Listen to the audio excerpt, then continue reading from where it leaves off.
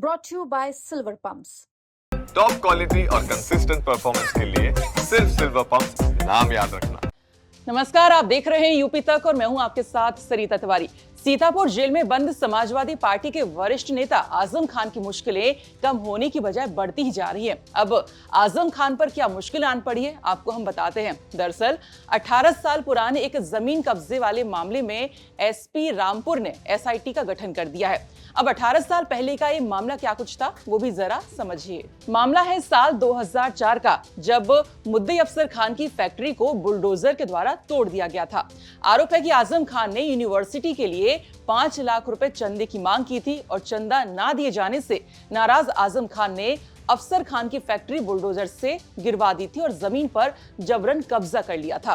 फिर बसपा की सरकार के समय 2007 में अफसर खान के द्वारा रामपुर के थानागंज में रिपोर्ट दर्ज कराई गई थी, जिसमें वादी की फैक्ट्री तोड़कर जमीन पर कब्जा करने और जान से मारने की धमकी देने और साथ ही यूनिवर्सिटी के लिए चंदा की मांग करने के उसमें आरोप लगाए गए थे।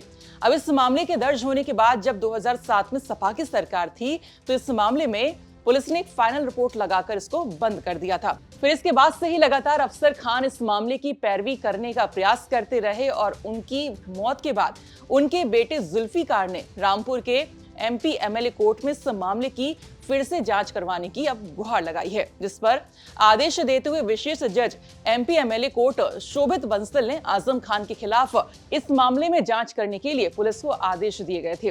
पीड़ित जुल्फिकार ने कहा है कि 18 साल के बाद अब लग रहा है कि इंसाफ मिलेगा। सुनिए जुल्फिकार ने और क्या कुछ कहा। आजम खान की सैयद 2006 में हमारे यहाँ फैक्ट्री 2004 में से आगे तो इन्होंने तोड़ दी थी। फैक्ट्री लगी थी, हमारी धान सेलर था भाई का।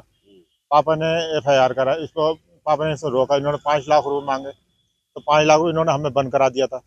बंद करा रहे थे, पुलिस से उठवा रहे थे। पुलिस ने भाई को हमारा दाब लिया था, पब्लिक ने फिर छुड़ाया था उनको। तो भाई को लिए जा रहे थे ये। तो उसके बाद में इन्होंने इनको तोड़ दिया। फिर तोड़ने के बाद फिर रात में आए थे, ये रात में देखने के लिए खुद आए थे और खुद देख के फिर सुबह को इन्होंने गिरवाया था। तो सुबह गिरवाया था, गिरवाने के बाद उन्होंने क्या कहते हैं, फिर ये कह रहे थे बंद करा देंगे, हम बंद करा देंगे, सबको एफआईआर कराएंगे, इसके झूठे मुकदमे लगवाएंगे, झूठे मुकदमे लगाएंगे। कभी लड़की किसी केस में, कभी किसी केस में धमकियां आने लगी। तो सीआर पे उसके बाद में जब मायावती की सरकार आई तो हमारे पापा ने एक्शन लिया, इंसाफ के लिए एफआईआर कराई। जब एफआईआर कराई तो इन्होंने 3 महीने बाद से क्या कहते हैं उससे मायावती सरकार चली गई। इन्होंने आला हसन साहब से फाइनल रिपोर्ट लगवा दी। इंसाफ लग रहा है, इंसाफ मिलेगा। कितने वर्ष के बाद इंसाफ की? 18 साल के बाद। 18 साल के बाद। वहीं इस मामले में एसपी रामपुर विद्यासागर मिश्र ने ये बताया है कि साल 2007 में थानागंज में मुकदमा पंजीकृत किया गया था। माननीय न्यायालय के आदेश के क्रम में मैंने प्रभारी निरीक्षक गंज के नेतृत्व में टीम का गठन किया है और जांच चल रही है। देखिए, वर्ष 2007 में थानागंज पर मुकदमा प्राथमिक 606/7 पंजीकृत कराया गया था।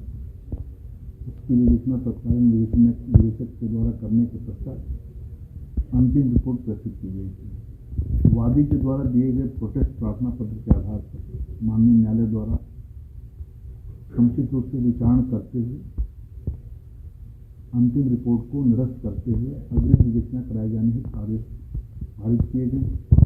माननीय न्यायालय के आदेश के क्रम में मेरे द्वारा प्रभारी निरीक्षकगण के नेतृत्व में एक टीम गठित की गई है, जिस टीम के द्वारा समुचित साक्ष्य संकलन करते हुए माननीय न्यायालय के आदेश के अनुपालन में विधिक कार्रवाई की जाएगी।